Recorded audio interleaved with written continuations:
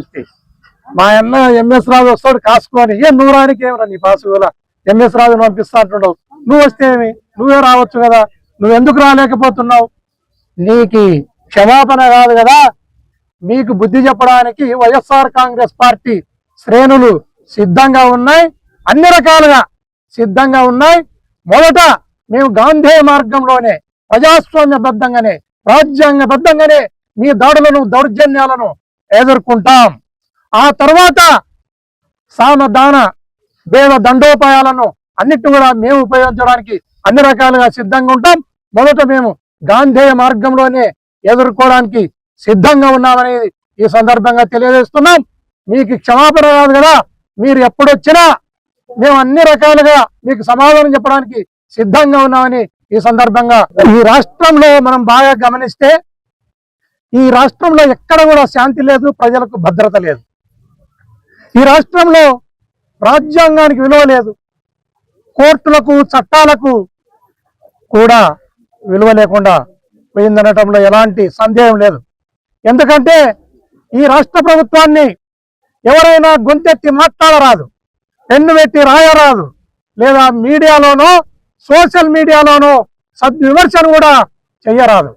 అలా చేసిన వారిని ఉక్కు పాదంతో ఈ ప్రభుత్వం అణిచివేస్తా ఉంది. ఎవరైనా ఈ ప్రభుత్వం మీద వ్యతిరేకంగా పెన్ను పెట్టి రాస్తే ఆ పెన్ను మీద మన్ను కప్పే ప్రయత్నం ఈ ప్రభుత్వం చేస్తా ఉంది. ఈ పెన్నులే 2029లో గండులై పేల్తేయడంలో ఎలాంటి సందేహం లేదు. అదే కాకుండా ఈ రాష్ట్రంలో ఎక్కడ చూసినా కూడా మిస్సింగ్ కేసులు, మర్డర్లు, మానభంగాలు, దౌర్జన్యాలు, దోపిడితో ఈ ప్రభుత్వం ముందుకు పోతా ఉంది.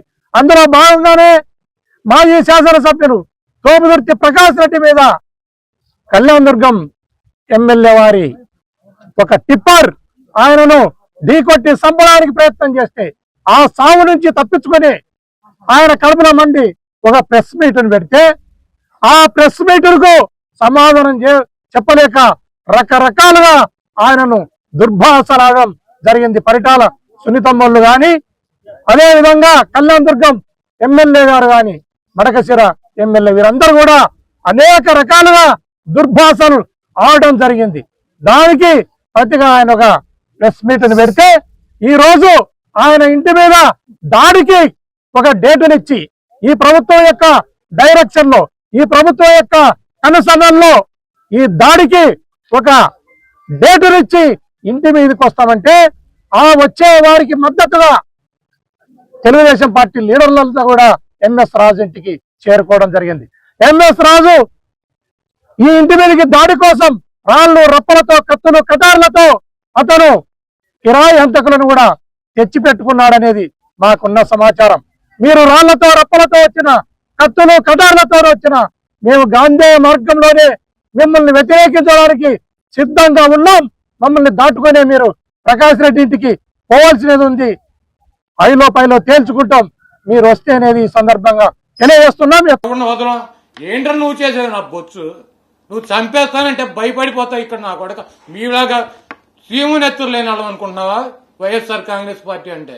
నువ్వు చంపితే చచ్చిపోతాకి, నువ్వు బెదిరిస్తే బెదిరిపోతాకి నీ ఇంటికాడ ఉన్నటువంటి కుక్కలం అనుకుంటున్నావా? పిచ్చ పిచ్చ వాగుడు వాగు మాక. నా ఇంటికి నీ ఇల్లు ఎంత దూరం, నీ ఇంటికి నా ఇల్లు అంత దూరం.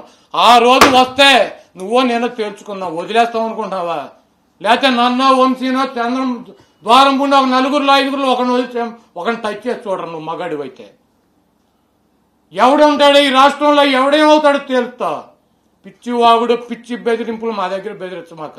అన్నిటికీ సిద్ధపడే జగన్మోహన్ రెడ్డి గారు వెనకాల ఉన్నాం. దేనికైనా సిద్ధం. నాకు ప్రాణం అనేది ఏకముక్కతో సమానం. నాకేం వేల కోట్ల ఆస్తులు. నాయకుడి కోసం పనిచేస్తాం, ఈ రాష్ట్రంలో ఉన్నటువంటి ప్రజల కోసం పనిచేస్తాం. నీకు మళ్ళీ లక్షల కోట్లు దొబ్బి తింటాకి పందికొక్కులాగా ఒంటిగా సొంటుకొమ్మలాగా నీ బాబుకు నువ్వు ఒకడో, నీకు ఒకడో. మీరేంట్రా మమ్మల్ని బెదిరించేది?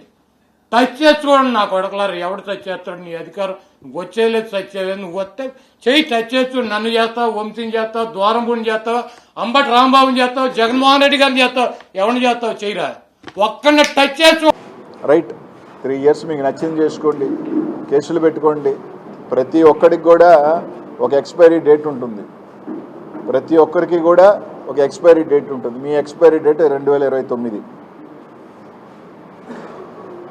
కాబట్టి అంత లోపల నచ్చింది చేసుకోండి, పెట్టుకోండి, అందరి మీద కేసులు, జైళ్ళు ఏం చేసుకోవాలి. కానీ ఇళ్ల మీదకి వచ్చే సంస్కృతి మాత్రం ఖచ్చితంగా ఇది మంచి పేరు కాదు. పోలీస్ వ్యవస్థను పక్కన పెట్టి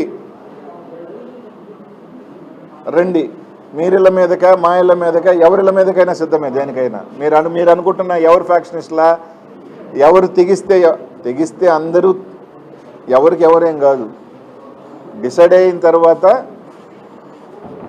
ఎవరైనా కానీ మంచి రాజకీయం కాదు. జగన్మోహన్ రెడ్డి గారు గత 5 సంవత్సరాలలో కూడా మేము ఎప్పుడు కూడా ఇట్లాంటి రాజకీయాలు చేయలేదు. జగన్మోహన్ రెడ్డి గారు ఎప్పుడూ చేయలేదు. అది మంచి చెప్తున్నాం. ఇదే విధంగా కానీ కొనసాగితే దీనివల్ల ఎవరినో భయపడిపోతాము, దీనివల్ల ఏదో మేమేదో తోకలు ముడిచిపోతాము, ఏదో వెనక్కి వెళ్ళిపోతాము అంటే అది జరగదు.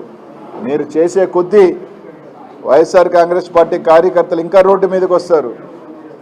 మీరు చేసే కొద్దీ, రెచ్చగొట్టే కొద్దీ ఇంకా ధైర్యంగా ఈరోజు ముందుకు వస్తారు. బీహార్లో ఏం జరుగుతా ఉందో నాకు తెలియదు, కానీ ఇక్కడ జంగల్ రాజును మీరు సృష్టించి నడిపిస్తా ఉన్నారు. కానీ నేను అందరికీ కూడా ఒకటే చెప్తా ఉన్నా, ఎల్లకాలం ఇదే మాదిరిగానే జరగదు.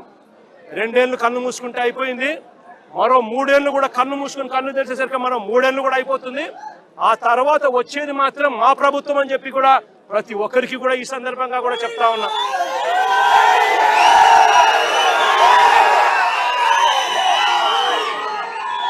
చంద్రబాబు నాయుడు గారికి చెప్తా ఉన్నాను, ఆయన కొడుకు చెప్తా ఉన్నాను, ఆయనకు కొమ్ము కాస్తా ఉన్నా ఆయన పార్టీ ఇతర పార్టీ నాయకులకు చెప్తా ఉన్నాను, ఆయనకు కొమ్ము కాస్తా ఉన్నా ఇలాంటి పోలీసు అధికారులకు కూడా చెప్తా ఉన్నాను.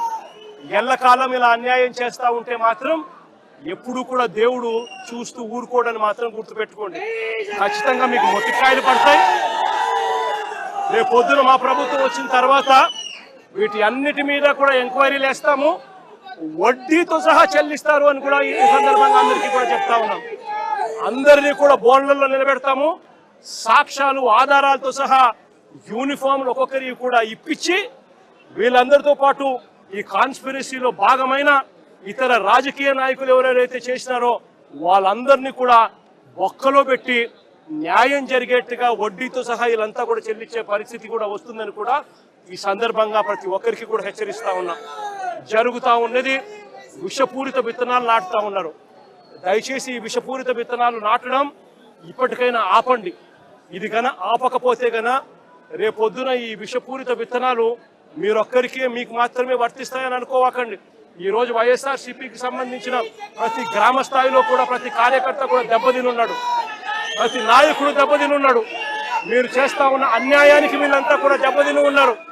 వీళ్ళంతా రేపొద్దున మా ప్రభుత్వం వచ్చినప్పుడు వీళ్ళంతా కూడా మీ విషపూరిత విత్తనాలు ఆ రోజు పెద్ద చెట్లు అయినప్పుడు వీళ్ళు కన్నా స్పందిస్తున్నప్పుడు మీకేం జరుగుతుంది అని కూడా ఆలోచన చేసుకోమని చెప్పి చంద్రబాబు నాయుడు గారిని గట్టిగా హెచ్చరించారు.